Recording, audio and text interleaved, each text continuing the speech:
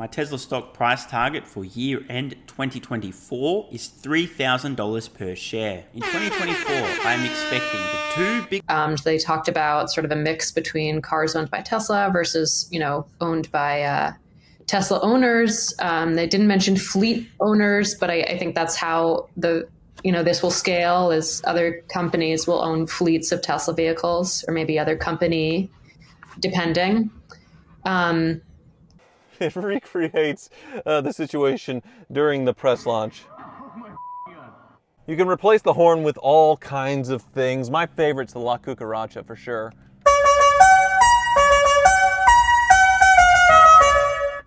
But this one's probably a lot more Tesla, There might be a term someday, cyber douche. I may be one of the first, yeah. But it even has the parking mode where you want to set the mood right and have some romance. This actually starts glowing red and putting out a little bit of heat for ambiance. And then if you want some mood music, you just tap it one time. Can't play the copyright music, unfortunately, but now you can hear the fireplace crackle. Hopefully that never happens for real with all the electronics in this thing. So that is the Tesla Cybertruck. It really does have a sexy mode, and if you need that, they got the music ready. If anyone actually has one of these things, I'd like to hear if there's more than one choice of sexy songs. So true story, I showed the video to my wife and she started burst out laughing too. I'm just like, what the heck is this stuff? But that's the Cybertruck. And guys, welcome back. We're going to talk about some Tesla today. It's always fun because, like, what the heck are these people doing? And I want you to understand though is that these people know what they're doing, right? The things that they say in front of the camera is all planned, etc. So for example, this is Tasha Keeney. She's an analyst over at ARC. She's been there quite a long time. And I think perhaps they might be prepping her to replace Cathie Wood. There's always a chance of that because it's like, what are you doing? The reason why I mention that, because, if you don't pay attention to stuff, you wouldn't know. This is how Tasha usually looks, right? So it's really, really different. Again, this is Tasha Keeney, investment analyst activist. I've seen her on TV several times. And again, yesterday now suddenly she's like popping out looking like Cathie Wood. And I was like, okay, so Cathie, I know you're 68 years old. Are you looking on stepping down? Your fund is underperforming. And who knows, maybe they got Tasha out there. The thing with Tasha though, she doesn't quite have her game on as much as Cathie Wood does, because Cathie is really good at just coming on camera, sounding really confident, and then telling you a whole bunch of BS stuff. Regarding this stuff though, guys, the reason why I go over these things because I want you to understand how the world really works. For those of you who may not know, this is the finance world, right? And a lot of these things are done through connection. Tasha has a CFA. I can see she went to Phillips Academy. For some people who don't know what this stuff means, it means nothing to you, but I'm trying to explain it to you. Phillips Academy is a school for rich people, okay? Just understand that. This is a high school boarding school for rich people. If you actually take a look, it's about 70 grand a year, so, poor people can't afford it. Guys, I know this stuff. I grew up poor. There's no way I could afford 70 grand a year for high school, right? Also, too, U.S. presidents go here, the Bushes went here, and a long list of notable alumni. I mean, it's a long, long list. And you can see that that's her. And she, I guess, got a job at ARK Invest, been there for 10 years, and now being prepped to be possibly the replacement Cathie Wood. That's what it looks like to me. And guys, I tell you this stuff all the time because I want you to understand how the world really works. I wrote a book about these kind of things, and it's called Positive Angle. And really, it's about moving up through level of society. If you want to just put your head in the sand, you can. But I don't believe in that stuff, and I believe that you want to get ahead in life. So check this out. I talk about these things because here's an example. It's stuff that I noticed because why am I mentioning these things is like something like this, the Farzad situation. He's been in silent mode. So the same way that Tesla Cybertruck has sexy mode, Farzad has a silent mode. Now, what's silent mode? Well, silent mode is bad news comes out about superchargers and layoffs for Tesla, and then suddenly Farzad forgets how to use his camera, right? He makes videos of how awesome Elon is, and then like for 3 days he doesn't make anything because it's essentially pretty bad news and just avoid it. Now, why do I say that? Is because, guys, if you've ever worked at a company and the boss comes out and does some crazy wild crap, there's some employees that keep their head down and don't say anything because they just want to pander and please the boss, right? And there are other employees that stand up for themselves and say, hey, we got to put this company in the right direction. And you always have to make the decision of the person that you want to be. So my point of view, I'm going to be different than Farzad. I stand up and say, hey guys, this is what's going on. We need to fix that problems, etc. But everyone's going to be different. That's my point of view. That's why I write about these things, because I'm sick and tired of these kind of people. I'm not that person. Some people are, though, and that's how some people get ahead. And also, too, I understand as well that some people are born into said situations. So oftentimes people say, oh, Chris, you're so dumb. Elon's so smart. Guys, Musk and I went to the same school. And this is the thing. Elon Musk was born with emerald mines behind his back. I mean, like, the most of us don't have that kind of thing. And I always find it's weird of like, why y'all worship a guy who was born rich? But hey, do you. The thing is that I want to mention with you guys, too, Tesla has been having a pretty interesting run lately. Elon Musk went to China recently. I made a video about that, whether or not FSD would ever work in China. Please watch it. I show driving conditions there. I think it's a wild goose chase or fantasy. The stock is currently now dip mode, so we'll see. And the bulls keep celebrating even though they're down 55%. It's like, what are you talking about? But a lot of this game is played because essentially the people at the top, like your Tashas over at ARK Invest, your Kathy Woods, keep manipulating you. So take a look at this. But, to zoom out, like, why do we think that this is such a big deal? Well, the price target that we published for Tesla for 2027 that we're currently updating now, $2,000 per share. In that analysis, we thought that roughly 2/3 of the enterprise value could be attributable to robotaxis. And it's because this is a business that will have recurring revenues, and it will also have margins, we think, that are much higher than the base vehicle business. So I'm really excited. I'm looking forward to the event in August. I can't wait to see, what other tidbits they unveil. They gave us the app. What are we seeing next? One of the subdivisions, I'm predicting that Tesla stock price in about 15 years will be somewhere around $48,893, which from today's date is roughly 47x where we are today. Which is a lot. Assuming that a Model 3 today cost about $40,000, Tesla's getting single-digit thousands in operating profit off of that vehicle from a one-time sale. In a robotaxi network, you get a meaningful recurring revenue stream. So that same Model 3, let's say it's going 100,000 miles per year. It's charging customers just $1 per mile. That's a lot cheaper than Uber and Lyft, thanks to a much higher utilization rate on an autonomous taxi. And then you're getting $100,000 in recurring revenue off of that car versus just, the initial $40,000 sale. We also think that this model could actually have more attractive margins, as I said. So, we're talking double-digit thousands in operating profit per car per year versus that one time again. So, this is why we think that robotaxis could be 2/3 of the enterprise value. So as you can see, she's prepping to be Kathy Woods' replacement, putting out this wild number saying, hey guys, you're going to make like $100,000 per year per car, double-digit returns and profits. Okay, whatever. And this is something I want to point out, right? And this is sort of why I like to show you guys facts in these things, and sort of why this stuff becomes comical, because when the facts say one thing and then like these people go on TV and just say like just nonsense, it just makes them look like silly. So Hertz actually, I want to address the point earlier she made, like, yeah, companies are going to buy fleets of Teslas. Well, Hertz actually dumped all of their Teslas, 20,000 of these things. And Hertz is a rental car agency. So if any company were going to buy loads of Tesla, actually Hertz did. And they found out that they're just too expensive to repair. It just wasn't practical. Other thing, too, I want to mention as well is with the firings, and this is stuff that the Farsides and the pumpers won't talk about, is actually has wide-ranging problems across the Tesla world. So, for example, this is a person, his name is Andrew, and I guess he got some sort of energy thing with Tesla. And he talks about it here. He says, and this is just like May 2nd. Of course, my problems with Tesla start after they fire everyone. Solar system broke last night. So he's having problems with this solar thing. And support made it worse. And now I have to wait weeks to get an answer. Then my car suspension, oh God, started making horrible noise. And of course, they want me to pay to have it diagnosed. And the earliest appointment offered was forever away, right? So maybe I guess they don't have enough people, or maybe they're booked up because all these people got problems. Who knows?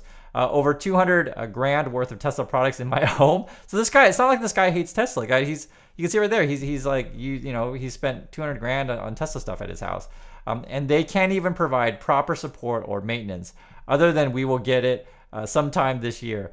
If they would just give Elon the effing boot, oh wow, he's kind of upset with Elon, and put in someone stable, Tesla has a lot of potential, but currently I picture this being the greatest fail of all time. And guys, This is from a Tesla fan who spent over 200K on Tesla. Now he's saying here, day 2 of no solar or power walls and waiting for my support from Tesla. I've read on forums this is an easy fix, but we wait until tier 2 support gets around to my escalated ticket. Don't get it twisted. I love Tesla products, but service sucks. I mean, it's funny because I feel like for some of these people, it's like Stockholm syndrome, and it's a lot of the Tesla fans out there as well. And yeah, I mean, I'll just be pretty frank, guys. I think Tesla has fantastic marketing. I really do. They're really good at making you feel a certain way. And also too, I've driven Tesla, so I know how it is. I actually think they're fun to drive. I'm not thrilled about the whole center panel screen thing. Depends which model you get. I think some of them have the panel near the steering wheel, but I don't like the one in the center. And the other thing is too, I like their UI. I think it looks cool. But, you know, would I want to own a thing when I find out like service is terrible? And then service does matter, especially if your car breaks. And this is the thing I want to mention. Yeah, some people say maybe they have gone, you know, through life with no service problems, but maybe you're lucky. You know, who knows? Don't, you know, ignore these people who do have real problems. They spend 200K on Tesla and getting bad service. And this guy actually brought up a really interesting point. It was funny because this is just a random person. You know how you find random people sometimes. But he was making a joke about FSD is can we put in crime data in FSD, meaning, you know, would the robot send you to a place you're going to get shot? And actually, that's a really interesting thing. I don't know. And that's something that, because I don't know if that will be part of the programming, but that is something that does matter is, you know, as a human being, some ways to drive are more enjoyable or safer than others. And this guy, even though he's having problems with his Teslas in service, I guess he ordered another one. So it is what it is. Here's another one. Here's Don Burke. He says here, it's not just the supercharger team. The firings included the entire team that runs the commercial destination charger program. We are right in the middle of deploying 4 Tesla Universal HP WCs at our condominium. All emails are bouncing. So guys, so they fired a whole bunch of people at Tesla, and then like there's these people who want to do business with Tesla, and they can't even get a point of contact. Like their emails are bouncing. What WTF are we supposed to do? Will Tesla North America be honoring its contract? And he starts going on stuff on and on.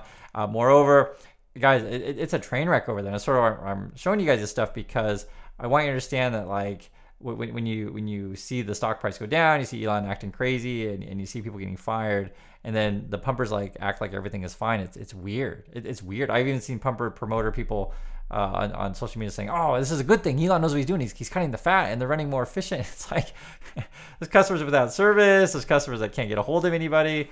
And then also too, this is another headline, May 2nd. It's crazy. Tesla's head of human resources exit as staff upheaval spreads. And I want to mention this too. And so their HR head left. Sometimes the pumper promoter people, they'll say, "Oh, well, look how awesome Twitter's running. Look how awesome it is. They fired everyone."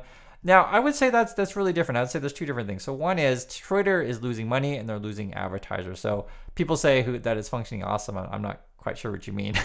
It's a losing money venture and they're losing advertisers. Now, to this stage in the game, at least according to numbers, I think Tesla's profitable. They're negative cash flow, but I think they're profitable. Although there's been some questions raised on their you know, how can I say, accounting practices. I remember the Facebook co-founder compared them to Enron.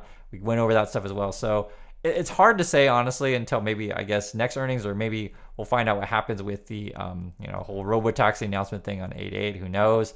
But we keep getting news. It's just like, it just, the picture looks pretty grim. So here's another one. Tesla retreats from next generation gigacasting manufacturing process. Again, May 2nd. And I'm just going over this stuff, guys, because like, for me, it's entertaining. I'm like, what the heck is it going on? And how's this company still afloat? So basically the gist of it is here is, I guess they were trying to develop a new way to manufacture cars. The way they do it, I guess they have like 3 parts and they wanted to get it down to 1 part and essentially develop just this, you know, new line of manufacturing.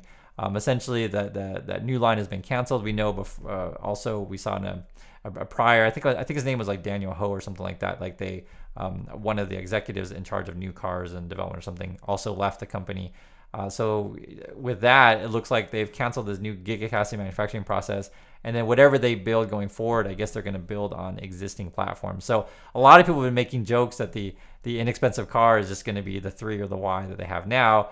Just remove some things. And that might end up being the case. Who knows?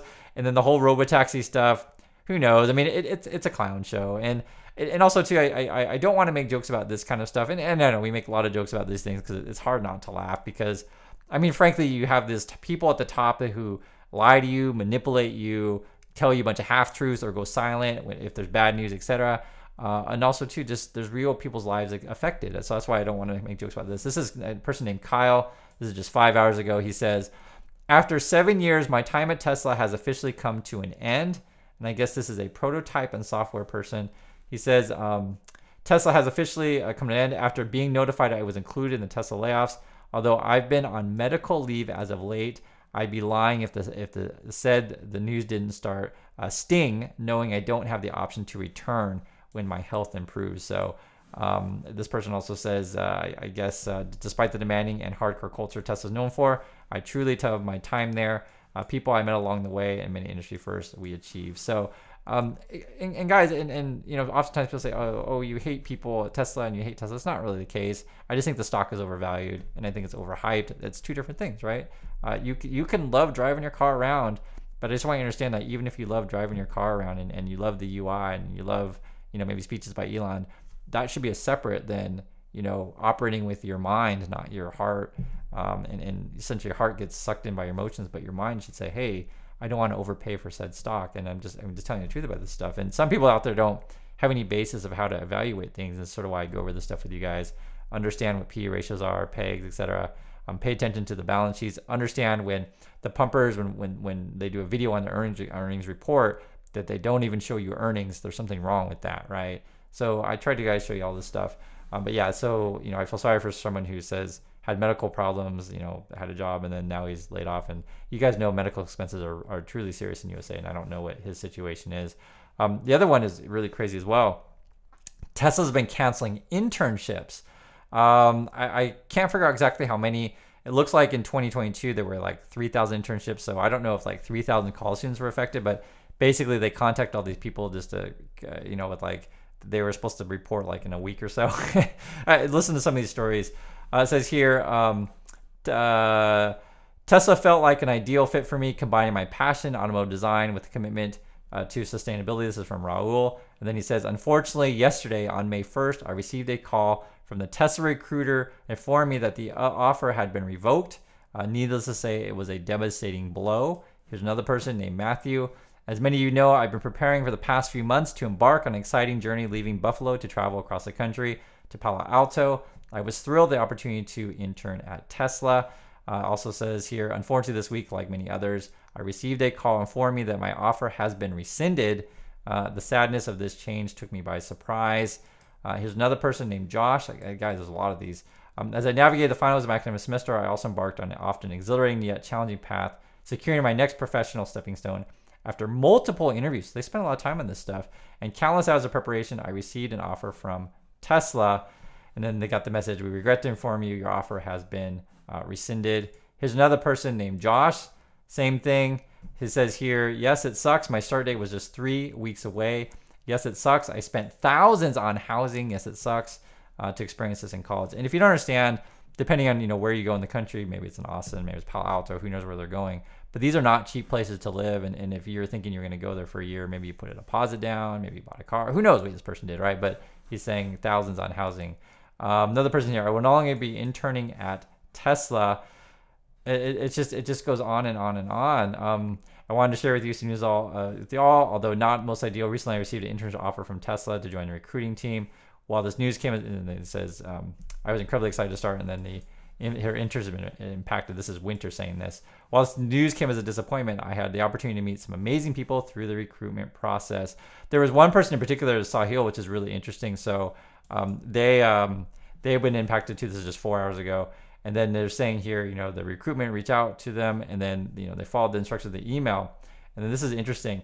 I sent updates from my recruiter inside. Regrettably, the email did not reach her. So he's trying to contact the person who recruited him for the internship, and then ended up finding out that recruiter herself was affected by the layoff. So even the person who, I guess, hired you had also been fired. That's how crazy it is over there. And I'm showing you guys all this stuff because I want you to understand that it appears that this stuff wasn't really planned or thought out. I think it was just spur of the moment. And it's hard to really believe or take anything seriously that Elon says. So simple example is Reuters comes out with a report that says, hey, it looks like they canceled their cheap car. And then, you know, it's like, oh, you're just a bunch of liars. And then suddenly he makes this announcement, we're gonna have a big event on 8/8. And it's like, and like, this is the kind of stuff that I want you to understand. Like you know, just sit back and like ask yourself, do you think this was planned? Probably not. It's just a reaction. Like, to make an announcement and change your plans because you got mad at an article, you know, said you canceled some stuff, is kind of ridiculous. And this is sort of why, you know, we laugh at the pumpers and the bulls, because they act like things are normal and act like, oh yes, this is all planned. But behind the scenes, guys, as I mentioned, the same thing with the ARK Invest stuff, since I've seen behind the scenes, I know what, you know, the difference between being on camera, off camera, etc. And for any of you who've ever had a job with a boss who constantly changes their mind and stuff like that, constantly fires people, you know exactly what I'm talking about. So thanks again for watching. Love to hear your thoughts on these things, and I'll catch you next video. One of the subdivisions, I'm predicting that Tesla stock price in about 15 years will be somewhere around $48,893, which from today's date is roughly 47x where we are today, which is a lot, which is a lot.